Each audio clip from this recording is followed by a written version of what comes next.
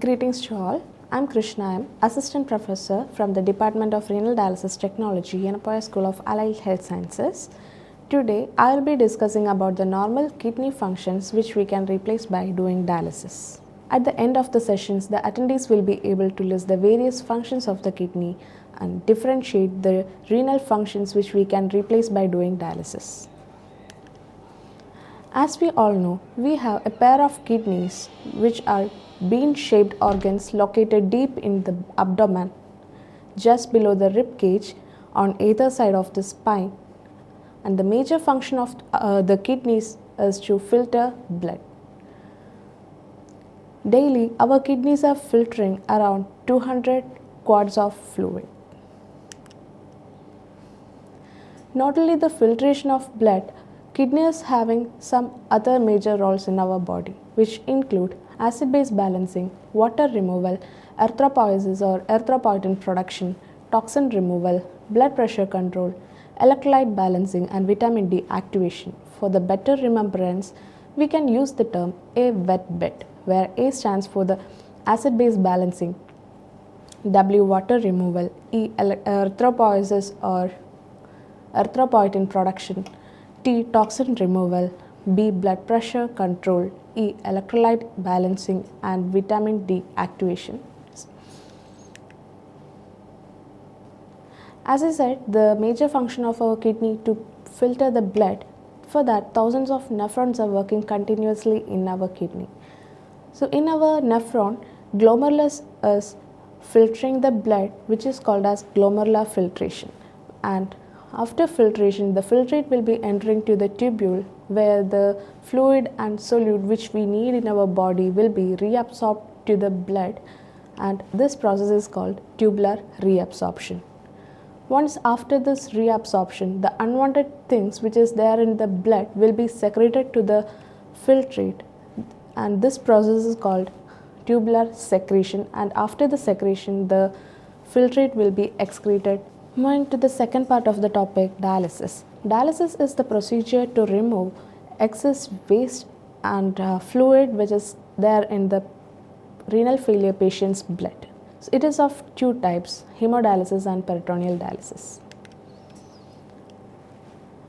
Hemodialysis is the common type of dialysis where the blood from the patient's body will be passing through an extracorporeal circuit which have a dialyzer, and in the dialyzer, the blood will be filtered out and the filtered blood will be passing back to the patient's body. The next type of dialysis is peritoneal dialysis. Here we are using the inner layer of the abdomen, which is also called as peritoneum, for the removal of excess waste and fluid from the body of CKD patient.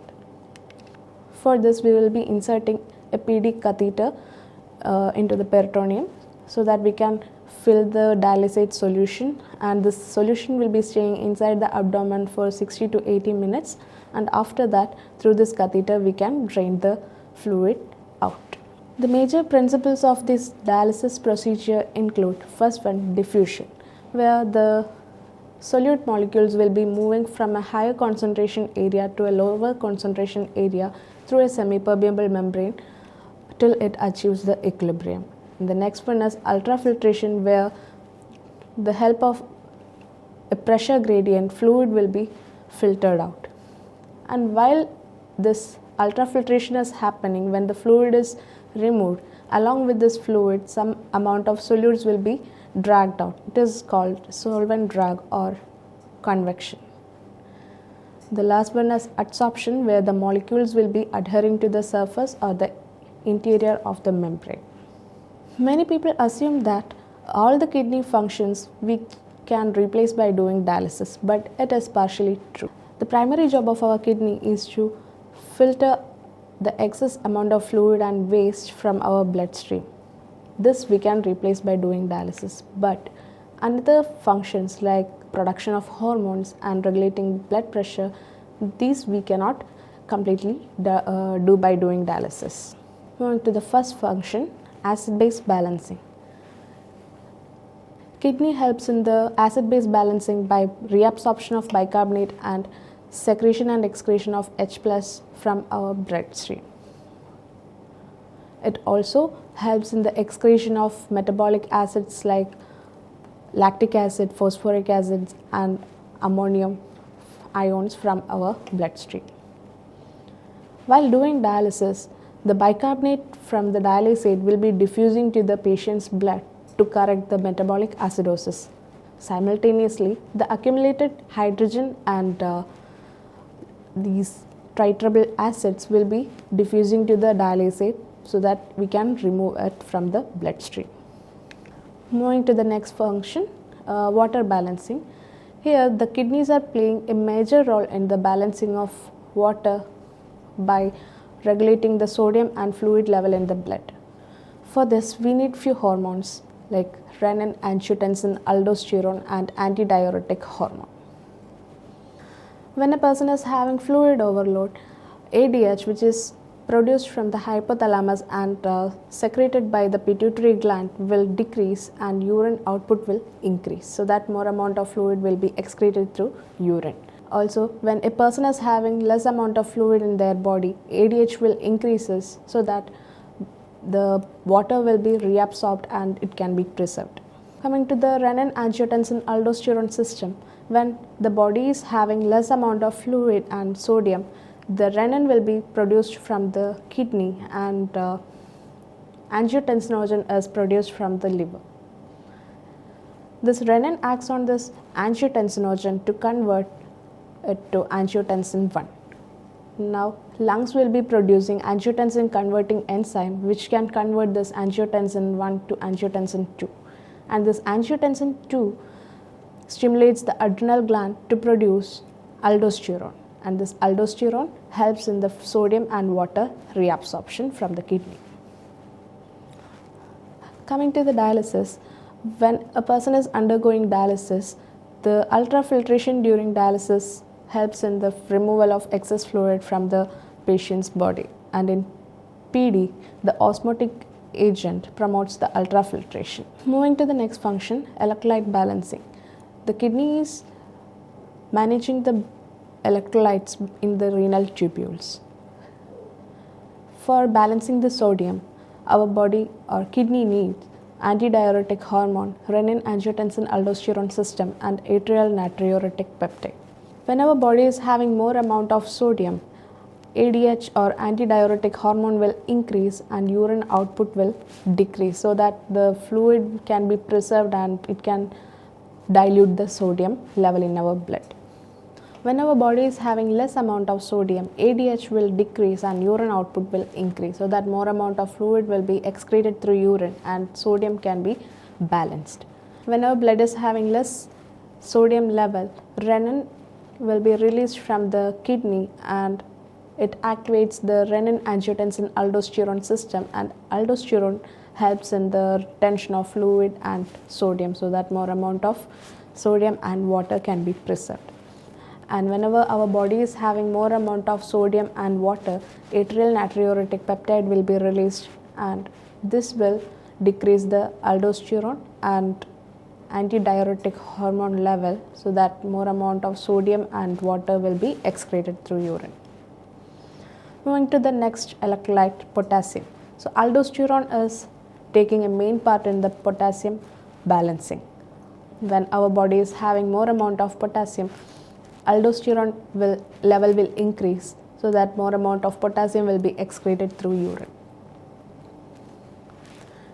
Coming to the CKD patients, they will be having less urine output and all these electrolytes will be building up in their body. So more amount of sodium and potassium will be seen in CKD patients' blood. While doing dialysis, these excess amount of sodium and potassium will be diffusing to the dialysate through the semi-permeable membrane and it will be filtered out.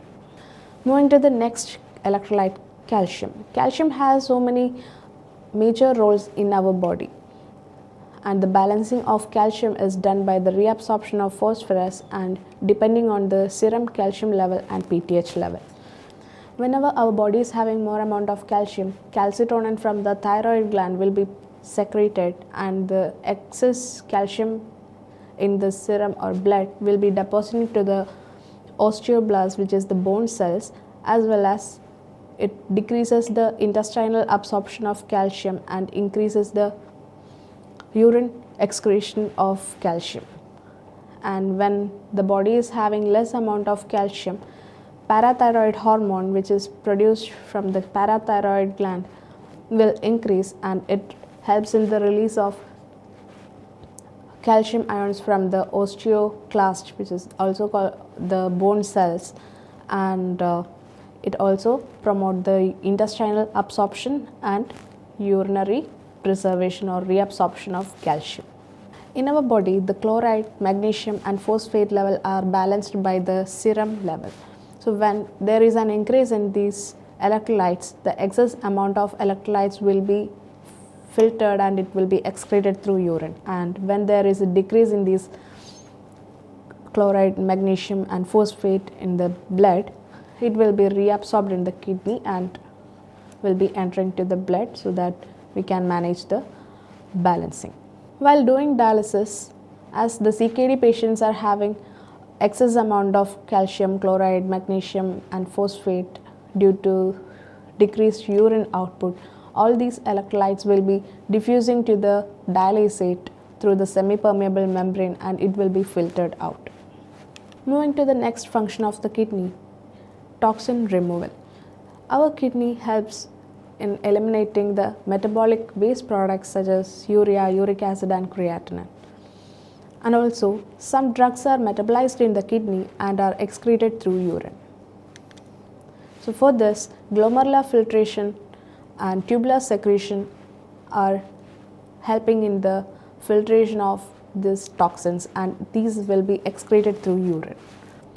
While doing dialysis, the toxins which is seen in the blood will be diffusing to the dialysate, or while ultrafiltration is happening, it will be moving along with the solvent, so that convection will also helps in toxin removal in CKD patients or patients undergoing hemodialysis. Moving to the next function, blood pressure regulation. For the blood pressure regulation in our body, renin is having a major role, and this renin is produced from the juxtaglomerular body of the kidney. When there is a decrease in blood pressure, renin will be released from the kidney and it activates the renin-angiotensin-aldosterone system. Here, aldosterone will helps in the sodium water reabsorption, as well as this angiotensin 2 helps in the vasoconstriction, so that we can increase the blood pressure. Coming to the renal failure patients undergoing hemodialysis or peritoneal dialysis, they will be having fluid accumulation as their kidneys are not working properly, and also sodium level will be also high in these patients. So for these patients, managing blood pressure is a very important one. For that, while doing dialysis, we can remove the excess amount of fluid and electrolytes from the patient's blood, but it can only partially manage the blood pressure. For managing the blood pressure in these patients, we can give antihypertensive drugs. The next function is erythropoietin production. Erythropoietin is the hormone which helps in the production of new RBCs. Here, in a normal human, kidneys are producing erythropoietin for the production of new RBCs. But in CKD patients, as their kidneys are not functioning properly, the production of erythropoietin will be less or absent. For these patients, through dialysis, we cannot manage.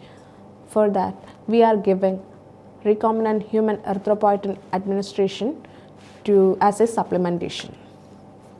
Moving to the next function, vitamin D activation. So our body needs vitamin D, activated vitamin D, for the absorption of calcium from the intestine.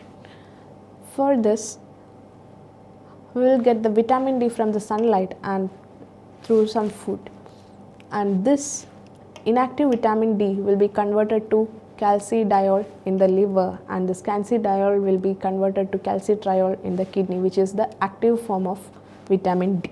In CKD patients, as their kidneys are failed, it is difficult for the activation of vitamin D. For these patients, we are giving the calcium and vitamin D supplements to manage their calcium level in their blood.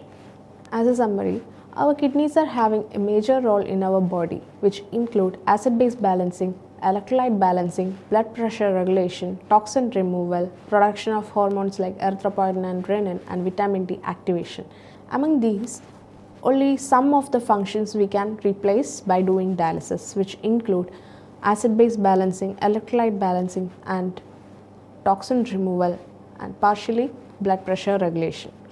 And some functions are there which we cannot replace by doing dialysis, which include production of hormones like erythropoietin and renin, and vitamin D activation. These are my references. Thank you.